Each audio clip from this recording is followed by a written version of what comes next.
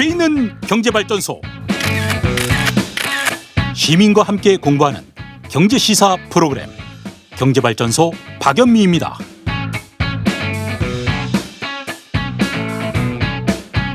네, 오늘 연금 시간 좋으셨나 봐요. 속이 다 시원하다, 궁금한 점이 뻥 뚫렸다, 이런 말씀 많이 해주시는데 9731님, 네, 좋은 의견 감사합니다. 그리고 8955님, 미니제리님, 0878님, 6311님, 제가 출석 체크 다 했어요. 자, 섭섭해하지 마시고요. 알아봅시다. 매주 목요일 글로벌 이슈 국제 소식 담고 있는 알아봅시다 시간인데요. 복령식 연세대학교 통일연구원 교수와 함께합니다. 안녕하세요. 안녕하세요. 네, 오늘 주제는 뭐예요? 미얀마 사태에 대해서 좀 이야기해보면 어떨까요? 미얀마 사태가 생각보다 굉장히 장기간으로 계속 유혈 사태가 이어지고 있는데다가 상황이 점점 나빠지는 것 같죠? 예, 아주 안 좋은 상태죠. 사실 군부가 이제 평화 시위를 탄압한 것은 이번이 처음이 아닙니다.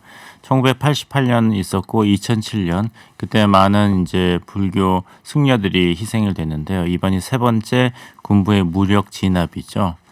지난 2월 1일에 이제 군부가 쿠데타를 일으켜서 아웅산 수키 그 국가 원로란 타이틀을 네. 가지고 있죠.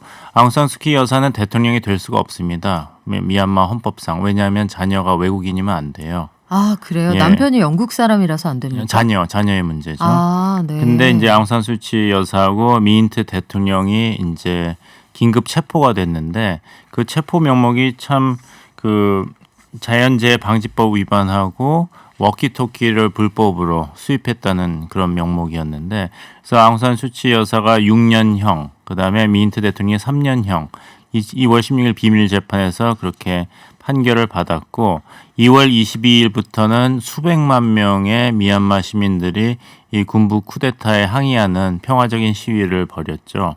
그래서 은행 거래를 중단시키는 등 불복종 운동을 펼쳤는데요.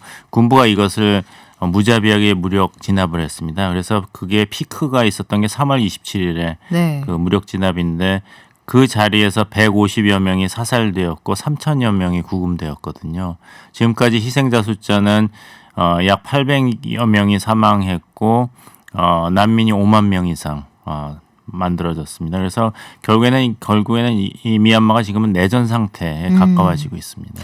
근데 참 이해가 안 간다 싶은 것들이 국경을 맞대고 있는 나라들도 많고 중국 같은 경우에도 현지 공장이 많고 우리도 거기에서 사업을 크게 많이 하잖아요. 특히 그 나라 돈이 쓰이는 사업도 하고 있고 미국도 인권을 이렇게 강조하고 있는데 왜 뚜렷한 국제사회의 도움을 받지 못하고 있을까요? 이제 국제사회가 도움을 준다거나 아니면은 그 관련 국가들이 어떤 적극적인 태도를 보이면은 이게 사실 국제체제의 기본 원리인 주권주의에 위반되는 거거든요. 아무리 불행한 일이 있더라도 1648년 베스트팔리아 조약 이후로는 국가 주권주의가 국제관계에서 중요한 원리로 자리를 잡았는데 그거는 주권 침해에 해당할 수 있기 때문에 굉장히 조심스러운 것이죠.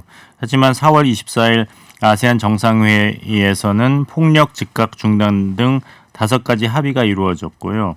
근데 여기서 문제가 되는 건 아세안의 5개 합의 사항 중 하나가 양측이 폭력을 자제해야 된다. 이런 그 주장이 있어요. 그래서 이제 시민들 입장에서는 또 반군부 투쟁 세력에서는 굉장히 아세안이 중립을 지키지 못한다. 인권 문제를 소홀히 한다. 이런 비판을 하고 있고 미국도 규탄 성명을 발표했는데 그리고 이제 여러 가지 그 미얀마 그 기업들 목재 무역에 관련된 기업들이라든지 제재 대상에 올려놓고 있습니다. 특히 이제 미국은 그 자원환경부 장관, 미얀마의 자원환경부 장관을 특별 지정 제재 대상 명단에 올려놓고 자산을 동결하고 또 미국인과의 거래를 금지하고 있고 또 프랑스와 미국의 대형 에너지 기업 토탈하고 세브론은 군부의 돈줄로 꼽히는 합작법인의 현금 지급 중단을 결정했어요. 근데 이게 우리 기업한테는 좀 어려운 상황이 될 수 있는 것이 포스코가 진출해 있거든요. 그렇죠. 한국가스공사도 진출해 있고 그래서 슈웨 가스전 사업에 포스코 인터내셔널이 지분이 51%, 한국가스공사 지분이 6%인데 여기서 한국가스공사가 그 쿠데타 그다음에 유혈 진압 사태 기간 동안만 받은 배당금이 약 188억 원입니다. 그럼 포스코는 더 많은 배당금을 받았을 거라고요. 그러니까 이제 기업이 또 우리나라는 정부 입장에서 보호해야 되는데 또 인권 유린 사태에 대해서 민주주의 국가인 한국 정부가 규탄 성명을 내는 것도 당연하고 굉장히 상황이 복잡합니다. 그래요. 우리도 5월 항쟁의 기억이 있기 때문에 남 얘기 같지 않은 측면이 있고 여러 가지 정치 경제적으로 묶여 있는 문제가 있는 데다가 미얀마 군부하고 중국 정부가 굉장히 가깝다. 또 이런 분석들이 있어서 참 운신의 폭이 크지 않은 상황인데 그러면 우리 정부에서는 지금 어떤 입장을 취하고 있는 거예요? 이 사태에 대해서? 그 엄중한 입장을 취하고 있죠. 특히 우리나라 국회에서는 이런 군부 행위를 규탄하는 성명을 초당적인 결의안을 채택했습니다. 미얀마 군부 쿠데타 규탄 및 민주주의 회복과 구금자 석방 촉구 결의안인데요. 제적의원 257명 중 찬성이 256명, 기권 1명으로 통과되었습니다. 이렇게 강한 입장을 우리나라 국회가 보인 것은 2013년 이라크 쿠르드인 집단 학살 케이스하고 2015년 파리에서의 테러리스트 공격 이후로 세 번째 경우입니다. 그러니까 한국 의회는 굉장히 강력한 입장을 보이고 있고 또 우리 정부도 미얀마 측과의 국방 및 치안 분야 신규 교류 및 협력을 중단하고 또 국내 체류 중인 미얀마인들이 현지 정세가 안정화될 때까지 체류할 수 있도록 인도적 특별 체류 조치를 시행할 계획을 발표했어요. 그러니까 우리나라 정부로서는 그냥 손만 놓고 있는 건 아니고 인권을 보호하는 책임 있는 국가로서의 할 일은 하고 있는 것으로 보입니다. 그래요. 우리가 할 수 있는 한은 하고 있다고 하는데 국제사회 규탄과 성명이 실질적으로 군부의 마음을 얼마나 돌릴 수 있을까? 결국은 중국 정부의 입장 변화가 가장 큰 변수가 되지 않을까 싶은데 참 어렵습니다. 그렇죠? 그러니까 이제 사회자님께서 잘 지적하셨는데요. 저희가 가슴 아픈 기억이 있지 않습니까?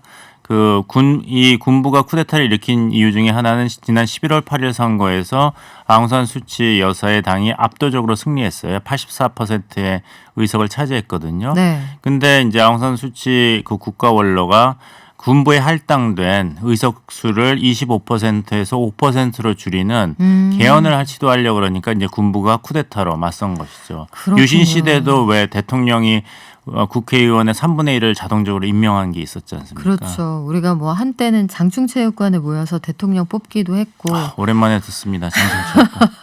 장충체육관에 필리핀 돈이 많이 들어가 있다고 하더라고요. 그때 예, 우리보다 잘 살았거든요. 그래도 권두시아 필리핀 권투선수를 네. 하면 우리가 되게 이겼던 것 같아요. 그래요. 이게 참 국제관계가 복잡다단한데 400년 전의 베스트팔렌 조약이 아직까지 이렇게 쓰이고 있구나. 이거 고민할 거리가 많은 것 같습니다. 지금까지 봉영식 연세대학교 통일연구원 교수였습니다. 고맙습니다. 감사합니다.